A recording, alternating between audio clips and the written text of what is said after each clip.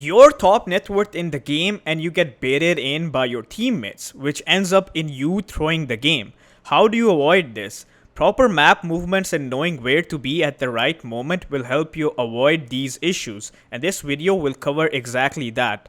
This concept will gain you hundreds of MMR, so don't skip any part of this video. The most crucial map movements are made after the 20th minute mark. This is the time when carry heroes hit a specific timing, which allows them to be able to fight after a long period of farming. But keep in mind, this is also the timing where it is pretty easy to throw away the game regardless of you being the top net worth in the game. For example, Sven usually has Echo Saber, BKB and Blink around that time if he's well farmed.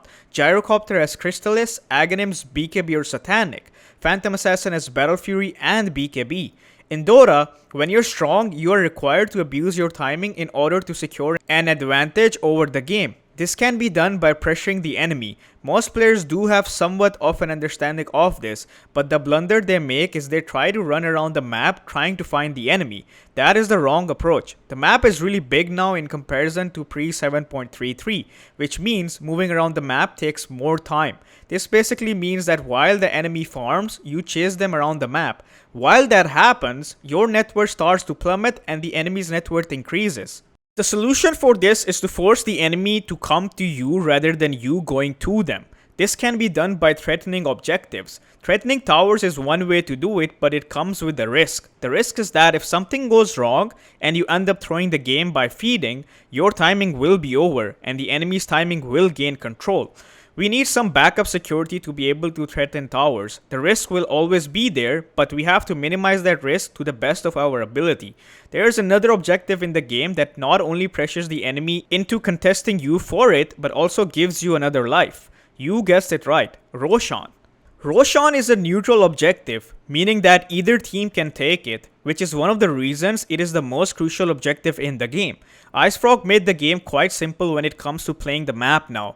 If it's nighttime, Roshan will be on the top left side of Dire, and if it's daytime, it will be on the bottom right side of Radiant. As a carry, once you've hit your timing around the 20th minute mark, you are required to play around the Roshan area. Even if your hero cannot take Roshan, you need to play for it. As mentioned before, it's a neutral objective. If you're controlling that area, it is hard for the enemy to take it. No one does this properly. This is a common problem up till even 6k MMR. If your hero is capable of taking Roshan, which most of these heroes are in this patch with the help of their team, then that is the best thing. You basically need to push the lanes into the enemy, and then if you see them being on the opposite side of the map or simply not ready to contest, you walk into Roshan and take it. You give the enemy two options when you do this. They either have to stop farming and contest you at Roshan, which brings them to you, which was your goal from the start. This results in them wasting their time moving around the map while you were still farming around Roshan area. Since it's your timing, there's a good chance you will win the fight and get Roshan as well. Or they have to give up Roshan, which allows you to get Aegis for free and close out the map, which we will cover in a bit. There are some misconceptions that I would like to address before we move on to what to do after getting Aegis. When I say play around Roshan, I mean that you are required to control that area by shoving in waves and farming around it. This means that you won't be wasting your time being AFK near the pit. You will be increasing your farm while doing something productive until you are able to find an opportunity to take Roshan down. Throughout the game, you should play around top area if it's nighttime and bottom area if it's daytime, so long as Roshan is up or is about to be up. Quite simple, right? After getting Aegis, a lot of players disrespect the enemy and try to go high ground directly and end up throwing the game. As discussed before, we have to minimize the risks to the best of our ability. With that said, with Aegis, you should try to close out the map for the enemy by taking all of their outer towers first. When you have Aegis, the enemy feels scared to fight you. This is because you are super strong, and if they try to fight you and feed you, the game will snowball and end. Because of this thought process, the enemy will try to split push the map and avoid fighting you till your Aegis expires. A lot of players make the mistake of chasing the split pushers all around the map and as a result end up splitting themselves from their team and then getting picked off by the enemy, which delays the game even more and results in the Aegis not being utilized to its full potential. Trying to play all three lanes in Dota always ends up badly because you allow the enemy to pick you off, so accept the fact that we have to give up something to the enemy. The solution to this is to take down all the outer towers of the enemy and control their side of the jungle. If the enemy is split pushing you, you should try forcing high ground in a way that your goal is to make the enemy TP back to their base and then you retreat. By making the enemy TP back to their base, you will lock them inside their base, which will result in them not being able to farm. Always remember, you are not going high ground with the first Aegis and are going to prioritize the outer towers first. However, if the enemy ends up fighting you and feeding you, then you can go high ground as they will be dead and the snowball occurs that we discussed earlier. By playing like this, you will increase your lead without giving the enemy any way of coming back into the game, and eventually the lead will allow you to take second Roshan and you can end the game with that. Discipline is key when it comes to this. Before we move on to what to do after Aegis expires, if you are enjoying the video, please make sure to like the video as it helps with the YouTube algorithm, and comment with your thoughts. Now back to the guide. Most players don't know how to play the map once Aegis has expired. This is because without Aegis, you feel vulnerable and don't want to risk throwing the game away. So you don't feel comfortable playing the enemy side of the map, and since Roshan isn't up, we can simplify it down to just playing around Roshan, which makes it a complicated situation. Playing the map in a productive manner after Aegis has expired or is no longer available depends upon two scenarios. Scenario number 1 is where you are stronger than the enemy, and scenario number 2 is where you are weaker than the enemy. When you are stronger than the enemy, meaning that you and your team's big spells are off cooldown and you have the required items to win a fight, for example, Sven with God Strength and BKB, Faceless Void with Chrono, then that indicates you have an advantage over the enemy and they are scared of fighting you. To utilize this advantage in a productive manner, you are required to play the enemy side of the map to demonstrate the fact that we are indeed strong.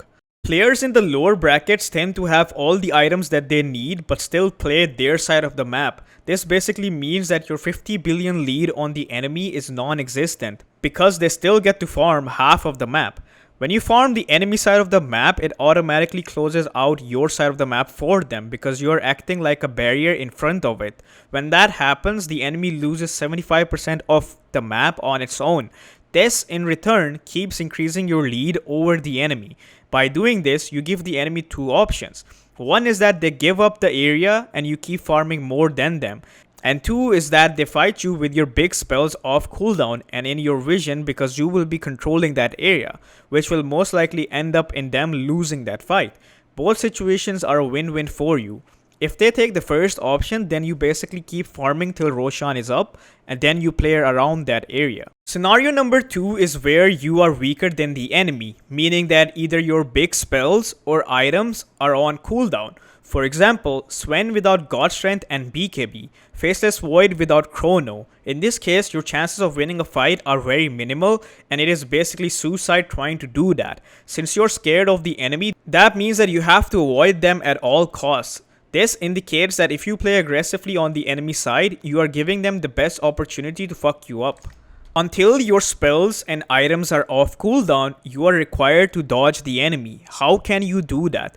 By resetting and split pushing the map. For example, if you fought the enemy at top tower, then after your spells are used, reset and move to the opposite side of the map and push it out. Basically, make the enemy run around the map and buy time for yourself till your spells and items are off cooldown.